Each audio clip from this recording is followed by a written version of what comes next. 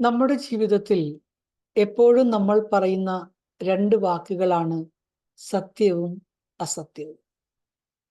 ഇത് രണ്ടും തമ്മിലുള്ള വ്യത്യാസം എന്താണ്? ഇപ്പോൾ സത്യം എന്ന് പറയുന്നത് ഒരു ശസ്ത്രക്രിയ പോലെയാണ്. നമുക്കറിയാം, സർജറി ചെയ്യുമ്പോൾ ആദ്യമൊക്കെ നമുക്ക് കുറച്ച് വേദനിക്കും.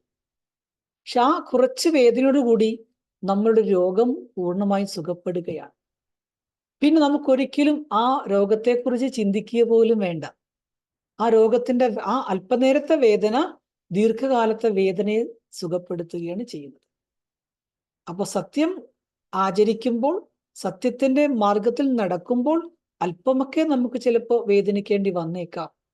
അതിന്റെ പരിണിത ഫലം എപ്പോഴും സന്തോഷത്തിന്റെയും സുഖത്തിൻ്റെതുമായിരിക്കും. എന്നാൽ വേദന എന്നത് നമുക്ക് സഹിക്കേണ്ടതുണ്ട്.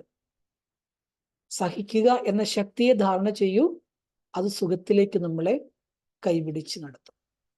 എന്നാൽ നുണയോ? അതൊരു വേദനാ സംഹാരി പോലെയാണ്.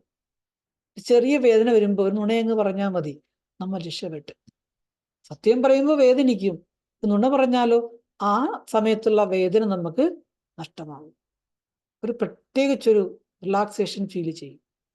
ആ പെയിൻ കില്ലർ കഴിക്കുന്ന കുറച്ചു നേരത്തേക്ക് മാത്രമേ ഉള്ളൂ ആ പെയിൻ ഫീലിങ്സ് ഇല്ലാതിരിക്കാൻ സാധിക്കുള്ളൂ. അത് കുറച്ചു നേരത്തേക്ക് നമുക്കൊരാശ്വാസം നൽകും. എന്നാൽ എക്കാലവും ആ പെയിൻ കില്ലർ നമ്മുടെ പെയിന് പരിഹാരമല്ല. അസത്യം ഇന്നില്ലെങ്കിൽ നാളെ മറ നീക്കി പുറത്തു വരുമ്പോൾ പൂർവാധികം ശക്തിയോടുകൂടി നമുക്ക് വേദനിക്കേണ്ടി വരും. മാത്രമല്ല, നമ്മുടെ ജീവിതത്തിൽ അതിന് ധാരാളം പാർശ്വഫലങ്ങളും ഉണ്ടാകും. സൈഡ് ഇഫക്റ്റ് വളരെ കൂടുതലാണ്. ഡോക്ടേഴ്സും പറയാറില്ല, പെയിൻ കില്ലർ നിങ്ങൾ യൂസ് ചെയ്യണം, പക്ഷെ അഡിക്റ്റ് ആകരുത്. അത്രയും ക്രിട്ടിക്കൽ, നിങ്ങൾക്ക് ഒട്ടും സഹിക്കാൻ പറ്റാത്തൊരവസ്ഥ വന്നെങ്കിൽ മാത്രം ഈ ടാബ്ലറ്റിന്റെ പകുതി കഴിച്ചാൽ മതി എന്നേ പറയുള്ളൂ. എപ്പോഴും കഴിക്കരുതെന്ന് ഡോക്ടർമാർ പോലും പറയും. എന്തുകൊണ്ട്? അതിന് സൈഡ് ഇഫക്റ്റ് ഉള്ളത് കൊണ്ടാണ്. ഒരു വശത്ത് വേദന കുറയ്ക്കും, കാര്യം ശരിയാണെങ്കിൽ അതിനേക്കാൾ കൂടുതൽ നമ്മുടെ ശരീരത്തിൽ വളരെ അധികം നെഗറ്റീവ് ഇഫക്റ്റ് ഉണ്ടാക്കാനും അതിന് സാധിക്കും. അതുപോലെയാണ് നുണ എന്നത്. ഒരു സാഹചര്യത്തിൽ സുഖം കിട്ടും, തൽക്ഷണം രക്ഷപ്പെടാൻ സാധിക്കുമെങ്കിലും ആത്യന്തികമായി നമുക്ക് കിട്ടാൻ പോകുന്നത് വലിയ ഒരു വേദനയായിരിക്കും.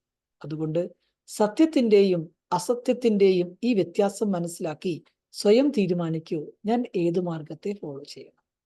സത്യത്തിന്റെ മാർഗം ഫോളോ ചെയ്യണോ, അതോ അസത്യത്തിന്റെ നുണയുടെ മാർഗം ഫോളോ ചെയ്യണോ? ചോയ്സ് അവരവരുടേതാണ്.